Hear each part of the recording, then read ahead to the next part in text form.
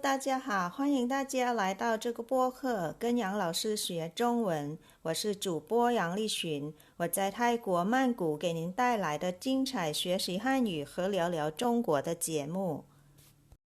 Hello everyone, welcome you all to Study Chinese with Teacher Yang podcast. I'm your host Yang Li Xun.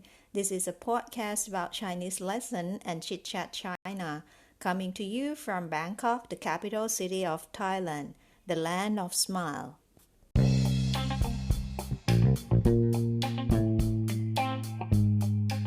Our Chit Chat China's topic for today is about the geography and history of China. We'll chat about the administrative divisions of China, brief history between Great Britain and Hong Kong, and between Portugal and Macau. In addition, I'll share some interesting and fun knowledge and information during our chat in this episode. All this and more in today's Study Chinese with Teacher Yang. Please stay tuned. China is an extremely large country. It's the fourth largest country in the world after Russia, Canada, and the United States. China is about 9.6 million square kilometers large. It is located in East Asia on the western coast of the Pacific Ocean. It borders 14 countries. They are Russia and Mongolia in the north, Kazakhstan, Kyrgyzstan, and Tajikistan in the northwest, Afghanistan and Pakistan in the west, India, Nepal, and Bhutan in the southwest, Myanmar, Laos, and Vietnam in the south, and North Korea in the east. Altogether, 14 bordering countries. Now let's look into the land of China. China is divided into 34 administrative divisions, including 4 municipalities, 5 autonomous regions, 2 special administrative regions or SAR, and 23 provinces. If I ask what are the 4 municipalities of China, which big cities pop up in your mind? The first one definitely is Beijing City, the capital city of People's Republic of China. The second municipality, a significant port city of China, which is Tianjin City, a city near Beijing. Another one big city which is considered a municipality as well is a city that we always think of when talking about China. It is Shanghai City.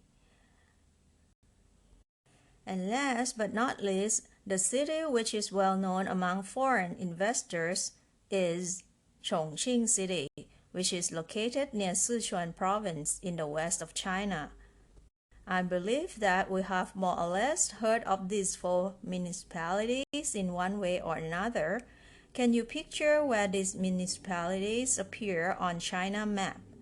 Beijing and Tianjin are up north, Shanghai toward the east coast, whereas Chongqing is a city located inland in the west of China.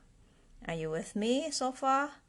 Alright, let's have a short break and we'll be back to look into more regions in China. Stay tuned.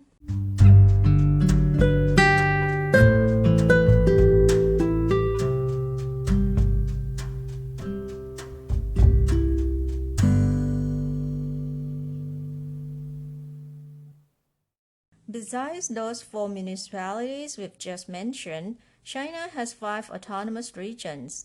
They are Xinjiang Uyghur Autonomous Region, Inner Mongolia Autonomous Region, Tibet Autonomous Region, Ningxia-Hui Autonomous Region, and Guangxi Zhuang Autonomous Region.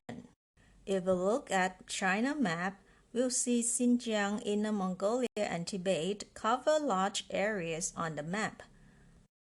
Xinjiang Uyghur Autonomous Region is located in the northwest of China. Uyghur is one of the 55 minority groups in China. In Mandarin, Uyghur is pronounced as Weiwur Zhu or Uyghur ethnic group. Ningxia-Hui Autonomous Region is located in the south of Inner Mongolia. Hui is also one of the 55 minority groups in China.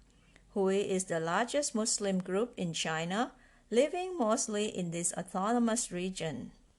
If you visit Ningxia Hui Autonomous Region, you will probably see lots of Muslim restaurants that serve only beef and chicken or seafood. No pork dish can be seen in the menu. Another big minority group is Zhuang ethnic group in Guangxi, down south of China. These are all the 5 autonomous regions of China. Let me repeat from the north toward the west and down to the south. They are Inner Mongolia Autonomous Region, Ningxia Hui Autonomous Region, Xinjiang Uyghur Autonomous Region, Tibet's Autonomous Region, and Guangxi Zhuang Autonomous Region. So far, we have known 4 municipalities, which are Beijing, Tianjin, Shanghai, and Chongqing, and 5 autonomous regions in China, which I have just mentioned just now. Now, there are 2 interesting special administrative regions, or SAR in short, worth mentioning about. They are Hong Kong and Macau. Hong Kong had been under the ruling of the Great Britain for more than 100 years, since the Opium War in mid-19th century. I'll tell you a short history between the Great Britain and China at that time. The Opium Wars are the wars between Qing Dynasty of China and Great Britain. Opium War happened twice. The first one started in 1839 and the second one started in 1856.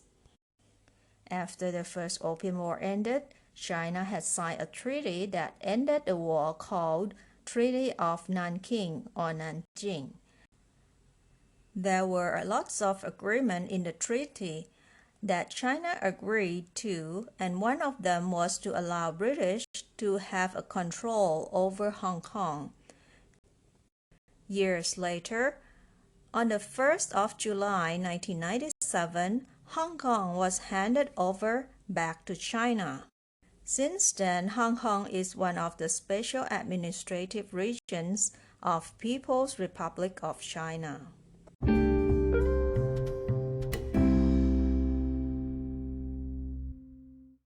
Now, can you think of the other special administrative region of China? It's a small island where you can commute from Hong Kong by ferry. It's also a region that used to be colonized by Portugal. I believe you already have the answer in mind. Yes, it is Macau. Chinese people call Macau in full as Macau Special Administrative Region. Talking about the story between Macau of China and Portugal, I'll jump to the day when Portugal returned Macau to China on the 20th of December 1999, 2 years after Great Britain returned Hong Kong to China. Now, may I go out of our main topic for a second? Do you know what you shouldn't miss when visiting Macau? Nope, it's not a casino.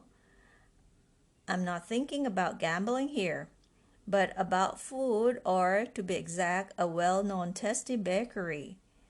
It is Portuguese egg tart. It is so good and so yummy. Apart from the egg tart, Macau is also rich in Portuguese architecture, which we can check in for photos. Well, that probably carry us away a while. Let me take you back to the 2 special administrative regions of China, which are Hong Kong and Macau. And that's it for today. In this episode, we've known 4 municipalities, 5 autonomous regions, and 2 special administrative regions of China.